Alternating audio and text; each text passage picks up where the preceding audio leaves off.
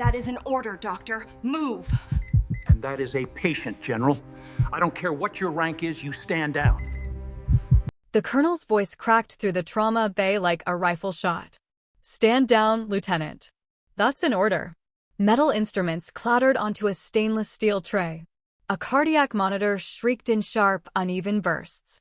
The smell of blood and antiseptic hung thick in the air. Lieutenant Avery Cole didn't move. He's crashing, she said, steady but firm. We need to decompress now. I said stand down. Colonel Marcus Halstead stepped closer, boots striking hard against tile. His shadow fell over the gurney. You do not override my command in my facility. The wounded soldier arched slightly, a broken breath forcing through clenched teeth. His chest rose unevenly. One side barely moved at all. Avery's gloved hands were already positioned near the rib space. Sir, with respect, don't you dare finish that sentence. Halstead ripped off his gloves and threw them into a biohazard bin. You are a brand new Navy nurse. You will not perform a needle decompression without a surgeon present. Another alarm screamed. The medic at the foot of the gurney glanced between them, frozen. Two corpsmen stood rigid, eyes locked straight ahead. No one wanted to choose a side. Avery didn't look at the colonel. She looked at the soldier. His oxygen saturation dropped. 82, sir, she said quietly. He's developing a tension pneumothorax. Halstead stepped in front of her, physically blocking access. And you're developing a career-ending problem. The room went still. Across the bay, someone whispered, Jesus. The helicopter crew had barely finished unloading the casualty. Combat uniform shredded. Blood soaked through layered gauze. Shrapnel wound to the shoulder. Blast trauma suspected. The colonel leaned closer to her face. You will step away from that Marine. Now. The word Marine carried weight. Rank. Territory. Avery's jaw tightened. Sweat traced down her temple beneath the surgical cap. He won't make it to surgery, she said. Halstead's voice lowered. Dangerous. That is not your decision. The cardiac monitor spiked again. Heart rate climbing. Blood pressure dropping. The Marine's fingers twitched. Avery's hand moved instinctively toward the decompression needle on the tray. Halstead grabbed her wrist. Gasps rippled through the bay. Do not test me, Lieutenant. For a split second, the power imbalance was absolute. Colonel. War veteran. Commanding officer of the entire medical unit. Decorated. Feared. And her fresh insignia. Rookie reputation. Navy in an Army-run trauma facility. She slowly pulled her wrist free. If you relieve me of duty, sir, do it after he's breathing. Halstead's face hardened. Security. A military police officer appeared at the entrance, uncertain. The Marine convulsed once. Flatline tone threatened, not yet, but close. Avery stepped sideways, trying to angle around the colonel's shoulder. He shifted again, blocking her. You will obey. Silence pressed down like weight. The monitor dropped to 78 oxygen saturation. The medic at the foot of the bed swallowed. Sir, maybe we should. Halstead snapped without looking at him. You will maintain your station. Another alarm. Louder now. Avery's eyes flicked to the ultrasound screen mounted beside the bed. The image was unmistakable. Air where lungs should be. Pressure building. She reached again for the needle. Halstead's voice thundered. That is insubordination. The MP took one hesitant step forward. The Marine's chest stopped moving on the left side entirely. Avery didn't look at anyone now. She locked eyes with the dying man. Stay with me, she whispered. And then the flatline didn't come. Not yet. The tone wavered, a thin, trembling line between life and the kind of silence no one in uniform ever forgot. Bag him. Avery snapped. The medic moved instantly this time, squeezing the ventilation bag harder. Air forced in. Resistance pushed back. Colonel Halstead hadn't stepped away. He stood rigid at her shoulder, jaw flexing, eyes locked on the monitor like he could bend it to his will. Prep for war, he ordered sharply. We're moving him. He won't survive the whole way, Avery shot back. The MP hovered near the curtain line, uncertain who actually held control of the room anymore. Halstead turned slightly, voice low but carrying. Lieutenant Cole arrived here 3 weeks ago from Naval Medical Portsmouth. 3 weeks. She does not dictate trauma protocol in my army hospital. There it was. Not shouted. Not theatrical. Just fact. 3 weeks. New uniform still stiff at the seams. Freshly transferred from Naval Medical Center Portsmouth. Navy insignia in an Army-run combat support hospital outside Fayetteville, North Carolina, 20 minutes from Fort Liberty. Different branch. Different culture. Same flag on the shoulder. But not the same chain of command. Avery didn't look at him. Sir, blast pressure injuries don't care about branch colors. The corpsman assisting her swallowed hard. LT, saturation 74. Halstead's hands folded behind his back. Parade rest. The posture of a man who had commanded battalions in 2 wars. He had the combat patch to prove it. 101st Airborne Division stitched onto his sleeve. Iraq. Afghanistan. Years before she'd even finished high school. The room knew that history. They could feel it in the way enlisted soldiers stiffened when he spoke. Authority wasn't just rank with him. It was reputation. You are out of line, Halstead said, measured now. Dangerous in a quieter way. This is my trauma floor. My responsibility. And he's my patient, Avery replied. The words landed heavier than expected. Across the bed, Staff Sergeant Mendez, senior Army medic, shifted his weight. He'd been here longer than both of them. Deployed twice. He'd seen Halstead pull men back from the edge before. He'd also seen tension pneumothorax kill in under 3 minutes. Sir, Mendez started carefully, eyes still forward. She's not wrong about the pressure. Halstead didn't raise his voice. You will remain silent unless addressed. Yes, sir. The dynamic reasserted itself instantly. Rank over experience. Army over Navy. Command over medical instinct. The helicopter crew still lingered near the door, flight suits stained and tense. One of them muttered under his breath, "We stabilized him in the field." Avery caught that. Field needle. The crew chief nodded once. Right side. Suspected collapse on left during transport. Halstead's gaze flicked toward the ultrasound screen. For a fraction of a second, calculation crossed his face. He knew. But he also knew something else. If a junior Navy lieutenant performed an invasive procedure against his direct order, and it went wrong, it wouldn't just be a clinical issue. It would be a command issue. A disciplinary one. The kind that ended careers. In the Army, discipline kept units alive. In trauma medicine, seconds did. The Marine on the table wasn't from their installation. His Desert Marpat uniform marked him from United States Marine Corps. Temporary joint training exercise gone bad. Sniper round during live-fire coordination. Chaos. Dust. Radio chatter over panicked comms. Now he was here. Joint base. Joint casualties. Joint tension. The monitor dipped again. 71. Avery's voice dropped, controlled. Sir, if I'm wrong, I'll answer for it. Put it in writing. But if I'm right and we wait, Halstead cut her off. You think I haven't seen this before. His eyes finally left the monitor and locked onto hers. I've watched soldiers suffocate in the back of armored trucks while medics argued about protocol, he said. You don't lecture me on battlefield urgency. There was no shouting now. Just history. Avery held the stare. I'm not lecturing you, she said quietly. I'm treating him. The oxygen alarm screamed again. Mendez's jaw tightened. He shifted closer to Avery without fully committing. Not disobedient. Not compliant. Balanced on a razor's edge. Halstead noticed. Everyone did. The power structure in the room had become visible. Tangible. Rank bars versus medical assessment. Army command versus Navy training. Reputation versus instinct. Time of injury. Avery asked sharply. 17 minutes, the helicopter medic answered. 17 minutes of internal pressure building with every breath. Halstead exhaled slowly through his nose. You will stand down, he repeated, softer now but no less absolute. Avery's gloves were slick with sweat. The Marine's pulse thinned under her fingers. Outside the trauma bay, boots moved quickly down the corridor. More staff responding to the alarms. Word spreading. Inside, no one moved. No one wanted to be the one remembered for choosing wrong. The monitor dropped to 68. Avery didn't ask permission again. Her hand hovered over the needle tray. And this time, She didn't look at the colonel before deciding. E-monitor, step away from the table. Colonel Halstead didn't raise his voice this time. He didn't need to. Two more officers had entered the trauma bay, a major from anesthesia and a captain from surgical services. Both Army. Both senior to Avery.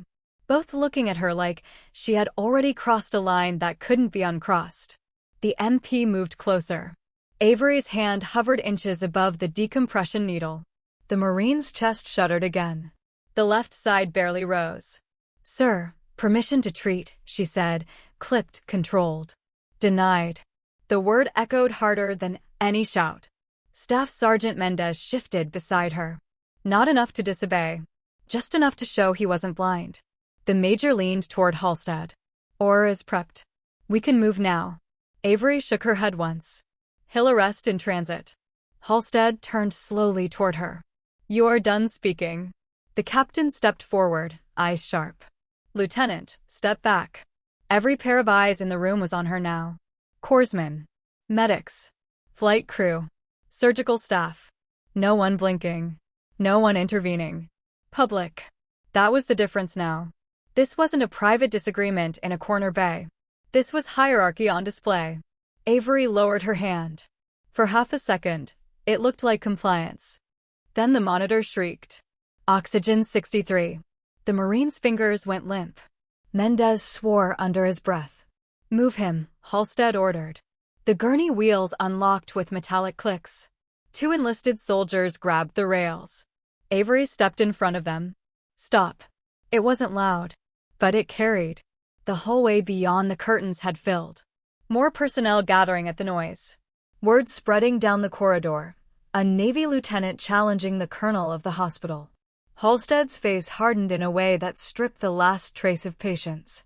"You are relieved." The words dropped heavy and final. "Captain Rourke," he said without looking away from Avery, "escort Lieutenant Cole out of my trauma bay." The captain hesitated only a fraction before stepping to Avery's side. "Ma'am." Not disrespectful. Just procedural. Avery didn't move. The Marine's breathing turned into a faint rattle. "Sir," Mendez tried again, voice tight, "we're losing him." Halstead didn't look at the monitor now. He looked only at Avery. "You will not undermine this command in front of my enlisted personnel." There it was. Not about medicine. About command. The hallway had gone silent.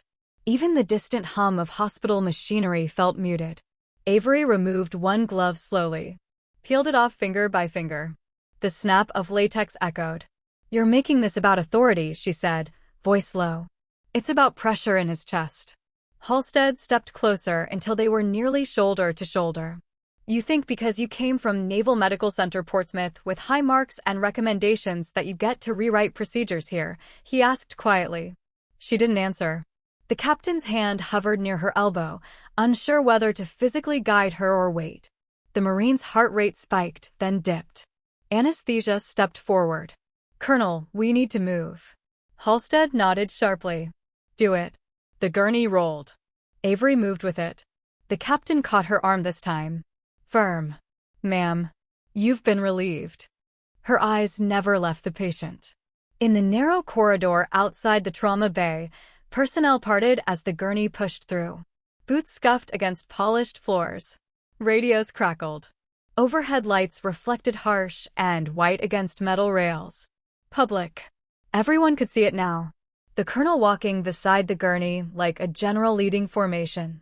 The young Navy lieutenant being physically restrained from following her own patient. Mendez kept his head down as he walked, but his jaw flexed hard enough to show from 10 feet away. "Sir," Avery said one last time, "left lung is collapsed. He won't make the turn to the elevator." Halstead didn't break stride. "If he arrests, anesthesia will manage airway." "That's not the issue." Enough. They reached the elevator junction. The doors opened with a chime that felt almost obscene in its calmness. The gurney rolled inside. Space was tight. Only essential personnel fit. Halstead stepped in. Mendez stepped in. The doors began to close. Avery moved forward instinctively. The captain blocked her path. The elevator doors shut in her face. Silence filled the corridor. Dozens of eyes on her. A junior lieutenant. publicly removed, in front of enlisted soldiers and senior officers alike. Her chest rose once. Slowly, she stripped off the remaining glove and dropped it into a trash bin without looking. The MP shifted awkwardly. "Ma'am, I'm going to need you to come with me." "For what?" she asked. "Colonel's orders." "Of course." 2 floors above, the elevator hummed toward surgery. Inside it, the Marine's oxygen dipped to 59. Mendez saw it first. "Sir." The Marine convulsed violently. The monitor alarm went continuous. Anesthesia lunged for the airway bag. Pressure spiking. Halstead's eyes snapped to the screen. 56. The elevator felt smaller now. Too small. The Marine's chest stopped moving completely on the left side. Mendez didn't wait this time. "Needle. Now." Anesthesia froze. "We don't have." The sentence cut off as the Marine's pulse vanished from the monitor. Flatline. The sound filled the steel box. For one suspended second, no one breathed. Then Halstead's voice, sharp and controlled, "Start compressions." Mendez dropped onto the chest immediately, hands interlocked, driving down hard. The elevator jolted slightly with each compression. Anesthesia fought for airway control. Halstead stared at the silent left side of the Marine's chest. 17 minutes since injury. Now 19. The doors opened onto the surgical floor with a soft chime. The gurney burst out into a waiting team. Chaos. Orders barked. Wheels screeching. But the damage had already deepened. Downstairs, in the corridor outside trauma, Avery stood rigid as whispers moved around her like wind through dry grass. Insubordination. Relieved on the spot. Career suicide. She didn't react. Didn't defend herself. She just looked at the red digital clock above the hallway. 19 minutes. And counting. Screamed. The surgical floor doors slammed open. "Code blue in transit," someone shouted. The Marine's gurney burst through into the operating corridor, compressions still driving hard against his chest. The rhythmic thud of palms on sternum echoed off sterile walls. "Time down," the surgical attending demanded. 90 seconds, anesthesia answered, breath tight. Colonel Halstead stepped out of the elevator last. Calm face. Controlled posture. But his eyes went straight to the left side of the Marine's chest. Still unmoving. "Prep thoracostomy tray," the attending surgeon ordered. A scrub nurse froze for half a second. "Sir, needle first." The question was small. Almost swallowed. Halstead's gaze flicked toward her. She dropped her eyes instantly. "Yes, sir." The tray clattered into place. Mendez continued compressions, jaw locked, sweat falling onto his sleeves. The surgeon positioned the needle. Hesitated. Looked once at Halstead. The colonel gave a single nod. The needle drove in. A violent hiss of trapped air exploded from the Marine's chest, loud enough that even the hallway staff flinched. The monitor flickered. Then a pulse. Weak. Thready. But there. Anesthesia exhaled audibly. Return of spontaneous circulation. No one cheered. No one spoke. The surgeon kept working, sliding a chest tube into place now that the pressure had broken. Blood followed. Controlled. Manageable. "Get him into or one," the attending said quietly. As they rolled the Marine away, Mendez stepped back from the gurney, breathing hard. His eyes lifted, not to the surgeon. To Halstead. Just for a second. The colonel didn't meet it. He adjusted his gloves instead. Downstairs, the trauma bay had gone eerily clean. Instruments reset. Sheets replaced. Blood wiped away like it had never existed. Only the faint metallic smell lingered. Avery stood at the sink scrubbing her hands, though she'd already washed them twice. The MP lingered near the wall, unsure whether his presence was still required.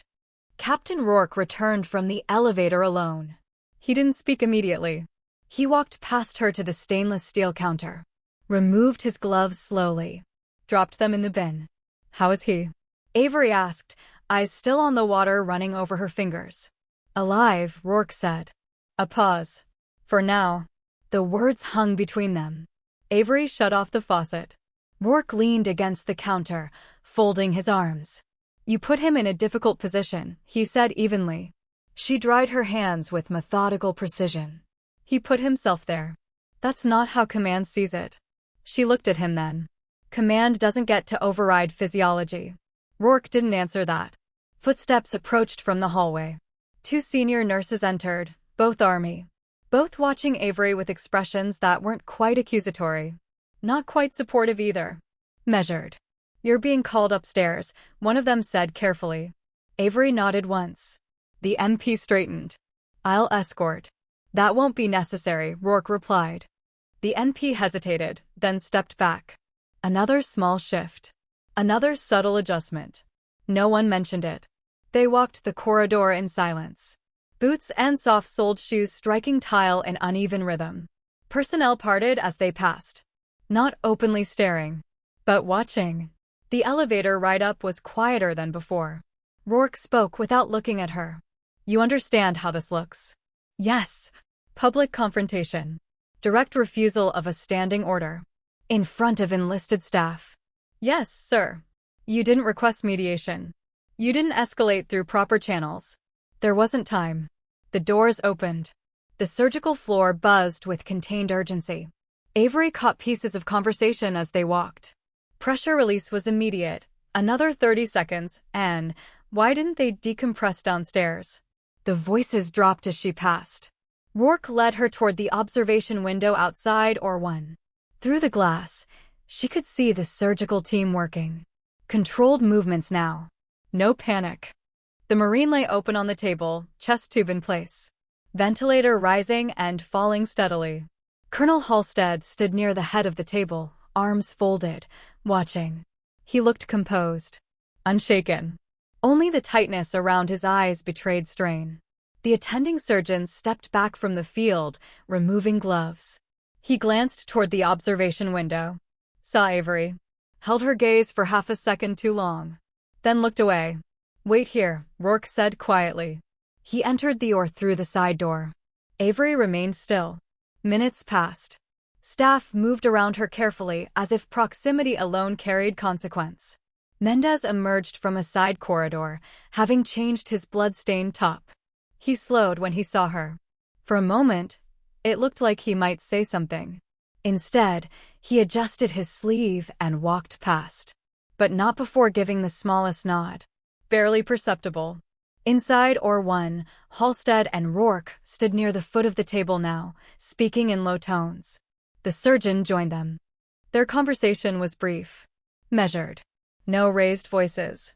The surgeon's hands moved once, a short, sharp gesture toward the chest tube. Halstead didn't respond immediately. He listened. Nodded once. Then looked toward the observation window again. This time, their eyes met. No anger. No open hostility. Something else. Calculation. The doors opened. Halstead stepped out, removing his surgical cap. The hallway quieted without being told to. He approached Avery slowly. Up close, the signs of strain were clearer. A faint tremor in his fingers before he clasped them behind his back. "The patient is stabilized," he said. "Yes, sir." He required immediate decompression upon arrival to A small pause. "Yes, sir." Rourke stood slightly behind him, silent. Halstead's jaw flexed once. "Your conduct in my trauma bay was unacceptable." Avery didn't blink. "You will submit a written account of your actions." "Yes, sir."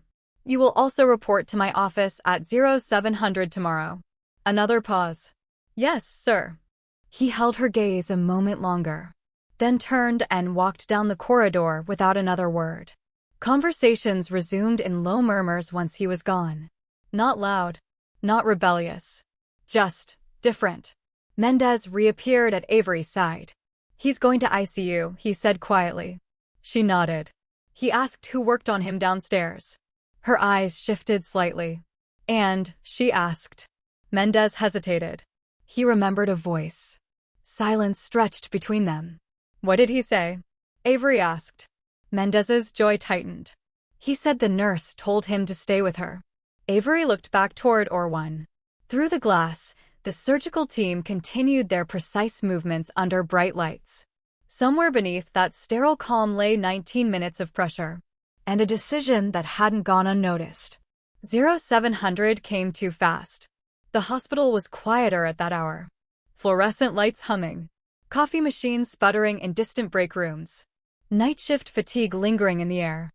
Lieutenant Avery Cole stood outside Colonel Halstead's office in freshly pressed service khakis. Ribbons aligned, insignia sharp, no tremor in her posture. The administrative clerk glanced up from behind the desk. "He'll see you now." Inside, the office was spare. Framed commendations, a flag in the corner, a shadow box containing unit patches, including the combat patch of 101st Airborne Division. Halstead didn't offer a seat. He remained behind his desk, reading from a single printed page. "Your written statement," he said without looking up. "Concise." "Yes, sir. You state that based on mechanism of injury, oxygen saturation decline, and absent left lung expansion on ultrasound, immediate needle decompression was required." "Yes, sir." He set the paper down. "You also state that delay increased mortality risk by the minute." Avery said nothing. Halstead studied her now. "You've been in the Navy 6 years." "Yes, sir." "For of those in critical care." "Yes, sir." "That's not typical for someone your age." A beat. "No, sir." He tapped the edge of her file with one finger. "I requested your transfer records last night." That landed quietly. He didn't elaborate. Instead, he slid a separate folder across the desk, but kept his hand resting on it. "Your commanding officer at Naval Medical Center Portsmouth described you as exceptionally decisive under combat conditions." The wording hung there. Combat conditions. Halstead leaned back slightly. "You were deployed." "Yes, sir." "To where?" "Multiple locations, sir." The careful phrasing didn't go unnoticed. He held her gaze for several seconds. "You seem comfortable challenging authority." "I'm comfortable advocating for patients, sir." A muscle in his jaw shifted. There was a knock at the door. "Enter." Staff Sergeant Mendez stepped inside, coming to attention automatically. "You asked for casualty follow-up, sir." Halstead gestured for him to proceed. Marine regained full cardiac rhythm. Chest tube functioning. CT confirms tension pneumothorax with significant mediastinal shift. Mendez's eyes flicked once, briefly, toward Avery. Surgeon stated another 60 seconds of compression without decompression likely would have been fatal. Silence. Halstead didn't look at Avery. "Thank you, Sergeant." Mendez hesitated. "One more thing, sir." Halstead raised an eyebrow. The helicopter crew filed an incident supplement. And they noted that Lieutenant Cole identified the developing collapse mid-flight over radio before arrival. That shifted something. Halstead's fingers stilled on the folder. "On what basis?" "Changes in ventilatory resistance and reported asymmetrical chest rise from flight medic, sir." Halstead leaned back slowly. "You're dismissed, Sergeant." Mendez saluted and exited. The office felt smaller now. Halstead opened the folder fully this time. Inside were additional pages, some redacted, some marked with Joint Command headers. A few bore insignia not Army. He didn't let her see clearly, but she recognized the formatting. He flipped one page.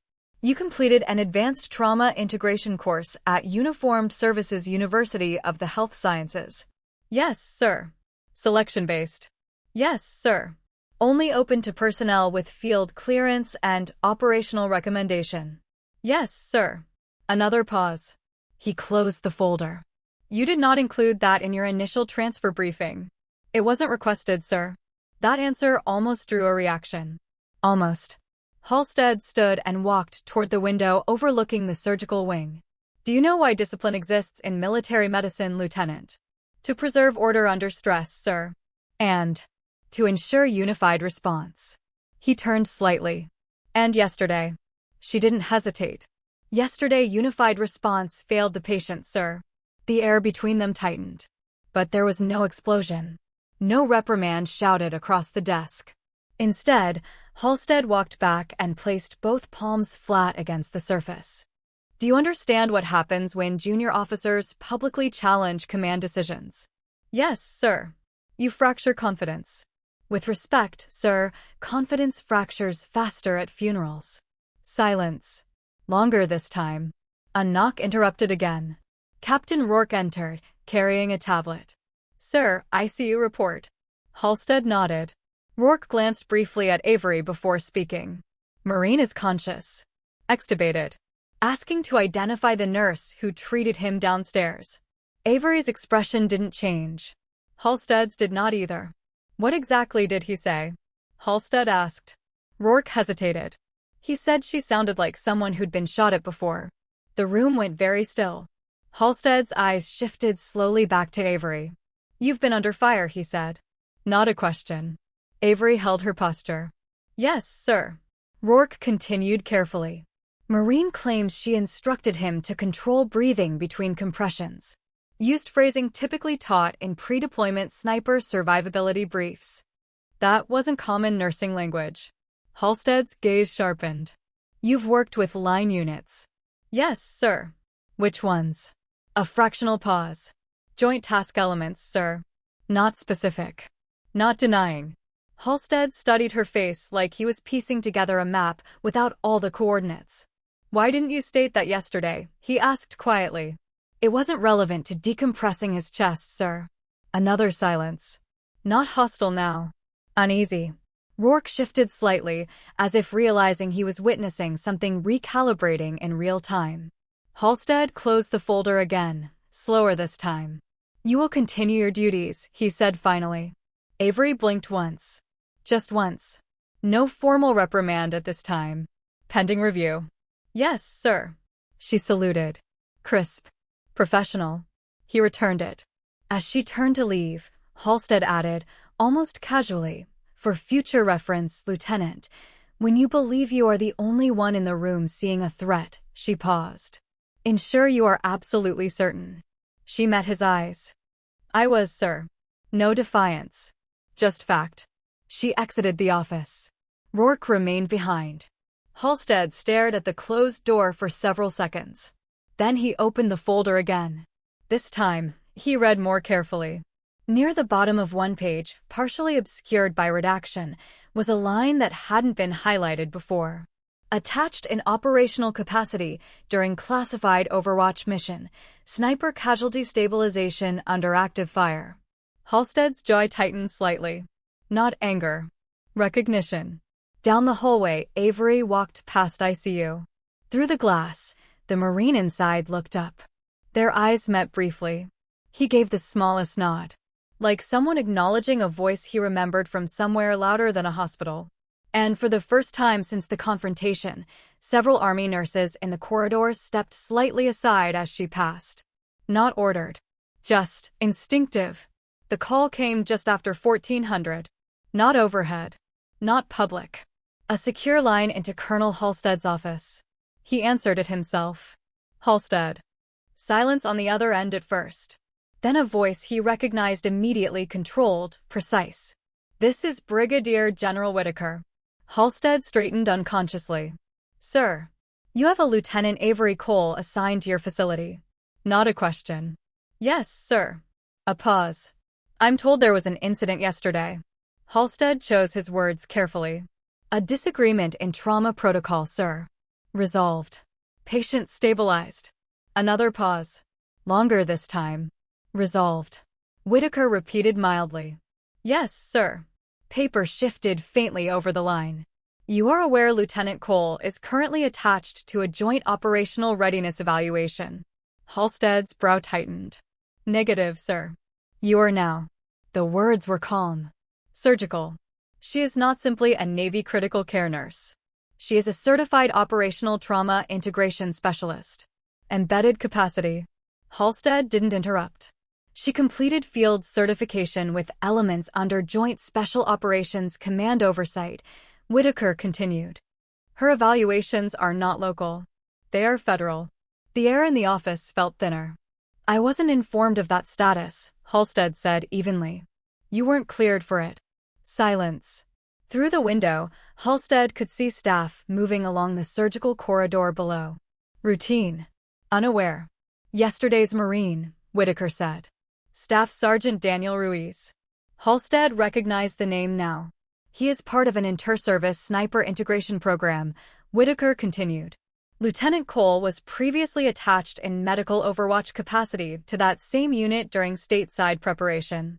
The pieces aligned in a way that felt almost deliberate. She recognized the collapse pattern because she has treated it under live fire, Whitaker said. More than once. Halstead's grip tightened slightly on the phone. She is not here to challenge your authority, Colonel, Whitaker added. She is here because your facility was selected for integration evaluation. Evaluation. Not transfer. Assessment. Of him. Of the hospital. Of command response under stress. Halstead understood now.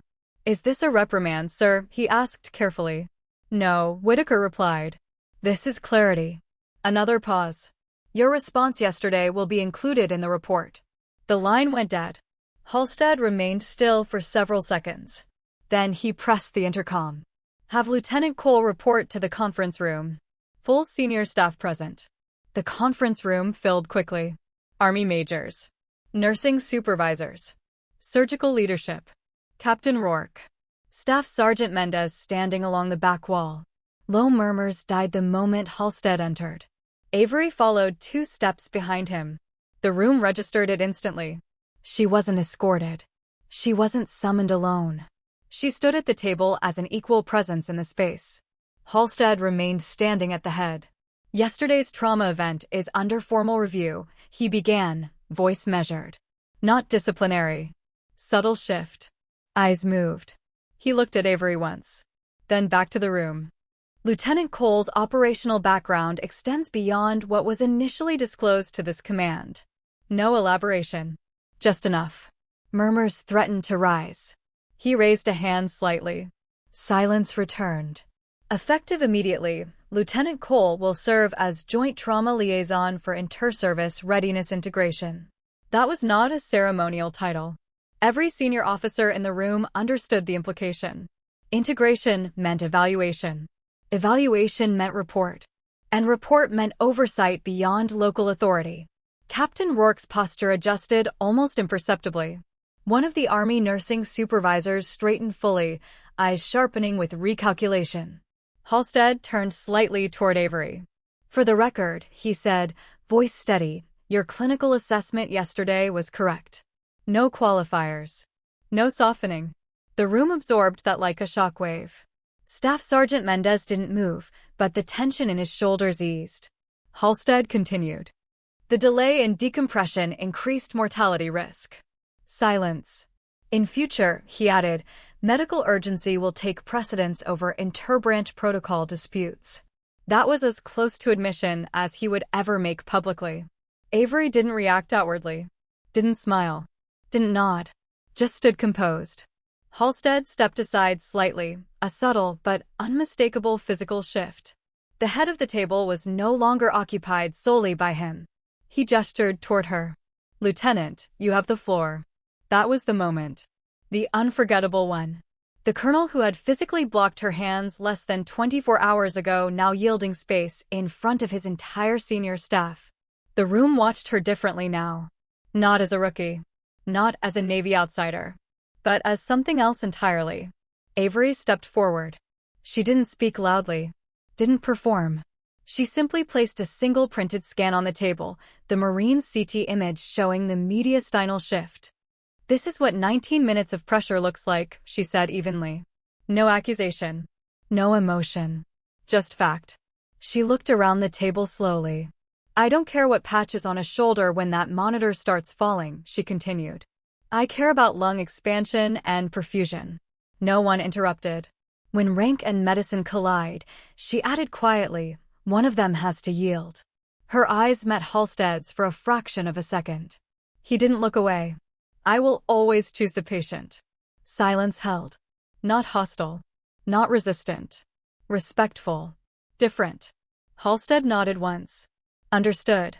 The meeting ended without ceremony. Chairs slid back. Officers exited in controlled quiet. But the behavioral shift was immediate. In the hallway, conversations paused as Avery stepped out. Not whispers now. Direct nods. Mendez approached first. Ma'am, he said. The word carried weight it hadn't before. Sergeant. Captain Rourke stopped beside her. If you're coordinating integration review, he said carefully, you'll need full access to our trauma protocols. Not defensive. Professional. Send them, she replied. Halstead exited last. The corridor parted slightly for him as always. But when he stopped in front of Avery, the space held a different balance. You could have used that leverage yesterday, he said quietly. Yes, sir. Why didn't you? She held his gaze. Because decompression doesn't require clearance. A long pause. Then the smallest nod. Carry on, Lieutenant. He stepped aside to let her pass first. Not dramatically. Not theatrically. Just enough for everyone watching to notice. And they did. The official memo circulated 3 days later. Not dramatic. Not public-facing. An internal command update. Subject: Trauma Protocol Clarification. Joint Operations Integration. It was written in controlled language. In high-risk thoracic trauma cases, immediate decompression authority is delegated to the highest trained clinician present, regardless of branch assignment. No mention of confrontation. No names. Just policy adjustment. In a military hospital, that was how corrections happened. Quietly. Permanently. Lieutenant Avery Cole's schedule changed. Not lighter. Heavier. She was added to readiness briefings previously restricted to Army-only staff. Her name appeared on coordination emails with subject lines marked Joint Review. She attended cross-branch simulation drills in the training wing twice a week. Not as a participant. As evaluator. The first time she walked into the simulation bay after the incident, conversations thinned noticeably. Army medics who had watched her be relieved from duty now stood straighter when she entered. Not out of fear. Out of recalibration. Staff Sergeant Mendez ran the drill that morning. Blast casualty scenario. Simulated airway compromise. Controlled chaos. When the mock patient's oxygen began to drop on cue, one of the junior Army captains hesitated. Just for a second. Mendez didn't look at Halstead, who observed from behind the glass. He looked at Avery. Assessment, ma'am. She didn't answer immediately. Let the captain work. The captain swallowed. Possible tension pneumothorax. And? Avery asked evenly. Prepare for decompression. She nodded once. Execute. The captain moved without waiting for additional clearance. The needle hissed against the training dummy. The oxygen monitor stabilized. Through the observation glass, Halstead watched the room. Watched the absence of hesitation. That was consequence. Not humiliation. Adjustment. The Marine Staff Sergeant Daniel Ruiz was transferred out of ICU 5 days later. Chest tube removed. Breathing on his own. He requested to walk, against recommendation, to the trauma floor before discharge. Regulations allowed brief visits. He stepped off the elevator slowly, left arm in a sling, posture still carrying the controlled awareness of someone trained to watch rooftops. The corridor quieted as he approached the nurse's station. Avery looked up from a chart. Their eyes met. He stopped 2 paces in front of her and came to a subtle, informal attention. Ma'am. She stood. Staff Sergeant. He studied her face like he was confirming something he already knew. You were there, he said. Yes. He nodded once. You sounded calm. You were hypoxic, she replied. A faint hint of a smile touched the corner of his mouth. Didn't feel calm. You stayed with it. He shifted slightly, then extended his right hand. Not casual. Intentional. She shook it once. Firm. Thank you, he said. Not loud. Not performative. Just direct. Several Army nurses at the station watched the exchange carefully. Not whispering. Observing. Ruiz released her hand. You ever work Overwatch in Arizona? He asked quietly. Her expression didn't change. Yes. He nodded again, as if that confirmed everything. Thought so. He turned and walked back toward the elevator without another word. The doors closed behind him. No applause. No speeches. Just the steady hum of hospital routine. Colonel Halstead requested a private meeting 2 weeks after the incident. No audience. No staff. Just his office and 2 chairs this time. Sit, he said. She did. He removed his glasses and set them on the desk. The review board submitted preliminary findings, he began. She waited. They did not fault your actions. A small pause. They did question mine. The words weren't defensive. just factual. I've commanded for 27 years, he continued. In combat zones where hesitation meant casualties. Yes, sir. I reacted to perceived insubordination. You reacted to public challenge, she said carefully. He almost smiled at that. Fair. Silence settled between them. Authority, he said slowly, can calcify if it isn't tested. She didn't respond. He leaned back slightly. You were correct clinically. But understand this, in a military structure, public defiance creates instability. Yes, sir. And instability under fire kills. Another pause. But so does ego, he added. The admission was quiet, measured, real. I will not apologize for maintaining command presence, he said. I didn't expect you to, sir. A longer silence. Then, I will acknowledge that you acted in the patient's best interest. Yes, sir. He studied her for a moment. You could have escalated beyond me, he said. She didn't pretend not to understand. Yes, sir. You didn't. No. Why? She held his gaze steadily. Because this hospital has to function after I rotate out. That answer stayed in the room. He nodded once. That's all, Lieutenant. She stood. So did he. This time, when they exchanged salutes, it wasn't corrective. It was mutual. In the weeks that followed, the incident stopped being discussed openly. But its effects remained. Junior officers spoke up faster during trauma intake. Cross-branch tensions eased in subtle ways, shared drills, shared debriefs, fewer territorial phrases like, my facility. The policy memo stayed pinned to the internal protocol board. No one removed it. In high-stress cases, no one waited for rank to approve oxygen. And when oxygen alarms began to fall, eyes moved to clinical signs first. Not insignia. That was the lasting consequence. Not a ruined career. Not public disgrace. But recalibration. Authority remained. So did hierarchy. But somewhere between rank and medicine, a narrow adjustment had been made. 19 minutes of pressure had done that. And everyone in the building remembered the sound of air escaping a chest when it finally gave way. The hospital returned to its rhythm. It always did. Trauma bays were cleaned. Monitors reset. Sheets replaced. The metallic scent of blood faded into antiseptic neutrality. New names filled white bards. New alarms broke the quiet. But some sounds didn't leave. Not entirely. Colonel Marcus Halstead found that out on a Thursday night 3 weeks after the incident. He stood alone in trauma bay too long after shift turnover. The overhead lights were dimmed. The hallway outside carried the distant murmur of routine movement, carts rolling, muted conversations, the steady hum of ventilation. He rested one hand on the rail of an empty gurney. In the quiet, he could still hear it. That violent hiss of air when the needle pierced the chest upstairs. The sound of pressure escaping. The sound of a mistake corrected just in time. 19 minutes. He had replayed them more than once. Not obsessively. Just enough. He had built his career on decisiveness. On the belief that command presence prevented chaos. In combat zones, hesitation fractured units. Fractured units died. He had seen it happen. He had also seen arrogance masquerade as certainty.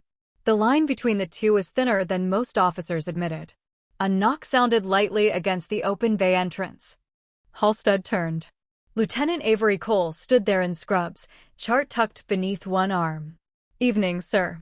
At ease, he said automatically, though she hadn't been at attention. She stepped inside. For a moment, neither spoke. Another thoracic intake, he asked. Yes, sir. Training accident. Stable. He nodded once. She moved toward the supply cabinet, checking tray inventory with quiet efficiency. No unnecessary movement. No attempt at small talk. Just work. Halstead watched her for a few seconds before speaking. You know, he said, I've relieved officers in combat before. She didn't look up. Yes, sir. I've done it publicly. Her hand paused briefly on a sealed instrument pack. Sometimes that's necessary, she said. He studied her profile. Sometimes it isn't, he replied. The faintest shift in the air. Not confrontation. Recognition. She finished checking the cabinet and closed it softly. When oxygen drops fast, she said quietly, people look for someone to follow. He nodded. That's the responsibility. She met his eyes now. And when oxygen drops fast, sir, physiology doesn't care who's in charge. There was no accusation in her voice. Just fact. He exhaled slowly. Respect, he said, almost to himself, isn't about being obeyed. No, sir. It's about being trusted. She didn't respond. She didn't need to. Across the hospital, junior officers absorbed lessons that hadn't been formally taught. In simulation drills, when a captain hesitated, someone else spoke faster. In intake briefings, branch identifiers mattered less than vital signs. The policy memo remained posted. No one challenged it. No one mocked it. It wasn't symbolic. It was operational. Staff Sergeant Mendez noticed the change most clearly. He had spent years balancing between enlisted experience and commissioned command. He understood instinct. He understood structure. Now, in trauma scenarios, he saw something subtle but critical. Hesitation had shortened. Not vanished, but shortened. When monitors dipped, hands moved. When assessments differed, voices clarified instead of deferred. That was not rebellion. That was maturity. He mentioned it once to Avery during a late shift. They're faster now, he said. They're listening sooner, she replied. He nodded. Command doesn't like being corrected in public. No, she agreed. But command likes losing patience even less. She allowed the corner of her mouth to tighten slightly, not quite a smile. That's the balance. The Marine, Staff Sergeant Daniel Ruiz, returned 6 weeks later in uniform. Cleared for limited duty. Chest scar hidden beneath pressed fabric. He entered through the main lobby this time, not by helicopter. The staff recognized him. Word traveled quietly. The man who had flatlined in an elevator. The man who had walked out. He requested a formal thank you meeting with hospital leadership before redeployment. It was scheduled in the same conference room where the power dynamic had shifted weeks earlier. Halstead stood at the head of the table. Avery stood along the side wall with medical staff. Ruiz addressed them simply. I don't remember much, he said. But I remember someone telling me to stay with her. I remember breathing because she told me to breathe. His eyes moved once, briefly, toward Avery. I also know that hesitation kills faster than bullets sometimes. The room stayed silent. I'm deploying again in 3 months, he continued. If I take a hit out there, I don't care what branch the medic belongs to. I care that they move. He looked directly at Halstead then. And I know this hospital moves. There was no accusation in his tone. No reference to conflict. Just acknowledgement. Halstead inclined his head slightly. You'll have that guarantee, he said. It wasn't ceremonial. It was commitment. Ruiz nodded once, satisfied. When he left, there was no applause. Just quiet handshakes. Professional. Earned. Months passed. Rotations changed. New lieutenants arrived with polished boots and untested certainty. They heard about the incident in fragments. Not through official channels. Through tone shifts in briefings. Through the way senior staff corrected hesitation.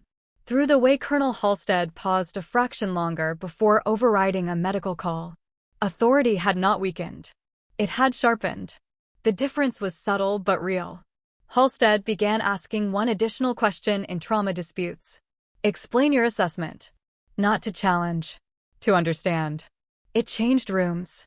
It slowed ego just enough to let medicine speak. Avery continued her liaison role without fanfare. Her evaluations were filed upward, quietly.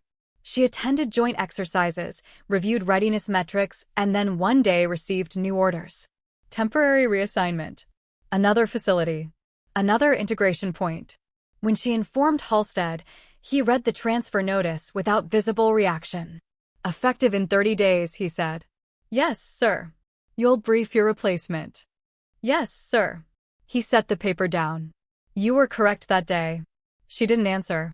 He held her gaze. And I was responsible that day. Another pause. Yes, sir. Responsibility did not mean blame. It meant ownership. That distinction mattered. On her final evening shift, she walked through the trauma bays one last time. Checked supplies. Adjusted a mislabeled drawer. Replaced a nearly expired kit. Routine gestures. No ceremony. At the end of the corridor, Halstead stood waiting. "You'll do well wherever they send you," he said. "I'll do the job, sir." He almost smiled at that. They stood in silence for a moment. "In command," he said slowly, "there's always pressure building somewhere. Political, operational, personal." "Yes, sir." "The mistake is thinking rank relieves it." She considered that. "Pressure has to be released," she said quietly. He nodded once. "Preferably before it collapses something." She allowed herself the faintest acknowledgement of the shared memory. They saluted. Clean. Precise. Mutual. She turned and walked down the corridor without looking back. Halstead watched until she disappeared around the corner. The hospital lights hummed softly overhead. Another trauma call came in over the intercom. He moved toward it without hesitation.